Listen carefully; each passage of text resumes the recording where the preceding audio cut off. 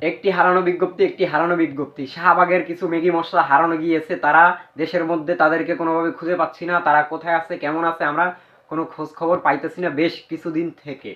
তারপর হচ্ছে বাংলাদেশের কিছু হলুদ সাংবাদিক সব গেছে হচ্ছে বর্তমান প্রেসিডেন্ট মানে সরকারের বাড়িতে, সরকার কিভাবে খায়, কিভাবে ঘুমায়, কিভাবে কথা বলে, কিভাবে হাঁটে, সেই সব খোঁজ খবর নিতে। বাংলাদেশের সাধারণ জনগণের কোনো খোঁজ খবর নাই। তারপর হচ্ছে বাংলাদেশের বিশিষ্ট কাপড় ব্যবসায়ী কই, ওই যে তনিয়া আছে না, মানে আজে বাজে কাপড় পইরা বিভিন্ন পুরুষদেরকে, বাংলাদেশের যত অনলাইনে পুরুষরা থাকে তাদেরকে দেহ দেখাইয়া আর কি ওই যে টাকা পয়সা ইনকাম করে অনলাইনের মাধ্যমে, সেই আপাই কই?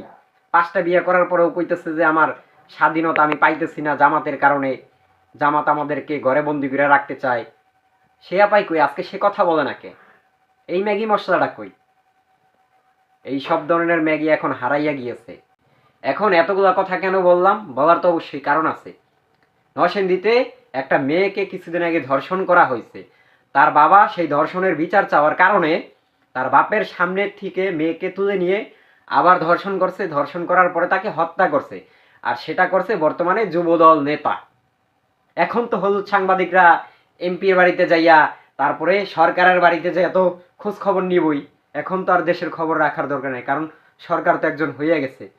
তারপরে শাহবাগের যে ম্যাগি মশলাগুলো আছে, কিছু ওই যে হুট কইরা লাফাইয়া চিল্লায়া পাল্লাইয়া যে নোস রিং আছে না, গরুর মতো যে নোস রিং গুলা পরাইয়া রাখে, সেগুলো পরিরা, হাতা কাটা জামা পরিরা, আবিজাবি পরিরা, ওলনা টোলনা সারা মনে করেন যে ম্যাগি মশলাগুলো ইয়া বয়ান দেয় না, যে সাদিক কায়ুমের কাজ হচ্ছে আপনার ঢাকা বিশ্ববিদ্যালয়ের কি হইতেছে না হইতেছে সেইটা দেখা। সাদেক কায়ুম কেন যাইয়া অমুক জায়গায় অমুক পাহাড় পর্বতে গ্রাম অঞ্চলে যাইয়া আপনার নির্বাচনের প্রচারণা করবে কেন, সে তার কাজ কি? মানে এই সব ধরনের বিভিন্ন কথা বলে এই শাহবাগের ম্যাগি মশলা। বুঝেন নাই? এই ম্যাগি মশলাগুলারে এখন খুঁজে পাওয়া যাচ্ছে না। এই নারীটা যে ধর্ষণ হয়েছে, 15 বছর বয়সী একজন তরুণী ধর্ষণ হয়েছে। ধর্ষণ হওয়ার পরে 2বার ধর্ষণ হয়েছে, 2বার ধর্ষণ করার পরে তাকে মেরে ফেলা হয়েছে, কারণ তার বাবা এই মেয়েটার ধর্ষণের বিচার চাইছে, এর জন্যই তাকে মেরে ফেলা হয়েছে। এখন দেখেন, এখানে যদি জামাদের কেউ এই কাজটা করতো তাহলে শাহবাগের ম্যাগি মশলার অভাব থাকতো না, হলুদ সাংবাদিকের দেশের বিভিন্ন কোনাকানায় অভাব থাকতো না। বুঝেন নাই? কিন্তু তারা তো করে নাই, এখন করছে হচ্ছে অন্য একটা দল। এখন তো তারা পাওয়ারে আছে, বুঝেন নাই? তাদের তো কিছু বলা যাবে না, বলেই তো সমস্যা। বললে চাকরি থাকবে না, দেশে থাকা যাবে না, ঘরে থাকা যাবে না, অনেক সমস্যা, সমস্যার শেষ নাই। এখন এরা যে চুপ আছে, আমরা তো চুপ থাকতে পারতেছি না, আমাদের তো বিষয়গুলো তুলে ধরতে হবে।